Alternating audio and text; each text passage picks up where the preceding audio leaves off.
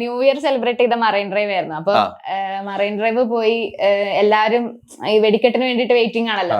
അപ്പൊ 11:45 ഫുൾ തകർപ്പം വെടിക്കെട്ട്. അപ്പൊ ഞാൻ വിചാരിച്ചോ ഇപ്പൊ ഇങ്ങനെയാണെങ്കിൽ 12 മണിക്ക് എന്തായിരിക്കും വെടിക്കെട്ട് എന്നൊക്കെ വിചാരിച്ച് ഇങ്ങനെ വെയിറ്റ് ചെയ്തപ്പോ 12 മണിക്ക് ഒരു വസ്തു പൊട്ടിയില്ല.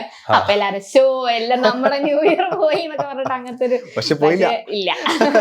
ഓക്കെ, അപ്പോ നമുക്കിനി കുറച്ച് കാലം പിന്നോട്ട് സഞ്ചരിക്കാം. ഓക്കെ, നമ്മളൊക്കെ നമ്മുടെ കഴിവുകൾ തിരിച്ചറിയുന്ന ഒരു സമയമുണ്ടല്ലോ. ചെറുപ്പകാലത്ത് നമുക്ക് പാടാനോ ഡാൻസ് ചെയ്യാനോ ആക്ട് ചെയ്യാനോ ഒക്കെ കഴിവുണ്ട് എന്ന് നമ്മൾ മനസ്സിലാക്കുന്ന അല്ലെങ്കിൽ നമുക്ക് ചുറ്റുമുള്ള നമ്മുടെ പാരന്റ്സോ ടീച്ചേഴ്സോ ഫ്രണ്ട്സോ ഒക്കെ മനസ്സിലാക്കുന്ന ഒരു സമയമുണ്ടല്ലോ.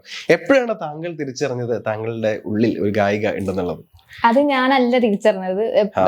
ആദ്യം ഞാൻ ഏറ്റവും ഫസ്റ്റ് സ്റ്റേജിൽ കയറുന്നത് ഒപ്പനയുടെ മണവാട്ടിയായിട്ടായിരുന്നു. ഫസ്റ്റ് സ്റ്റേജിൽ ആ ദിവസം ഞാനാണെങ്കിൽ കരഞ്ഞ് കൊളാക്കി. എന്ന് വെച്ചാ സ്റ്റേജിൽ നിന്ന് പെട്ടെന്ന് എന്നോട് പറയാതെ ഞാൻ ഇരുന്ന കസേരയോടെ പൊക്കി സ്റ്റേജിൽ അങ്ങോട്ട് പെട്ടെന്ന് കർട്ടൻ പൊക്കി. പെട്ടെന്ന് ഞാൻ പാനിക് ആയപ്പോ ഞാൻ കരഞ്ഞ്. അങ്ങനെ ആ ഒപ്പന കൊളാക്കി ഞാൻ.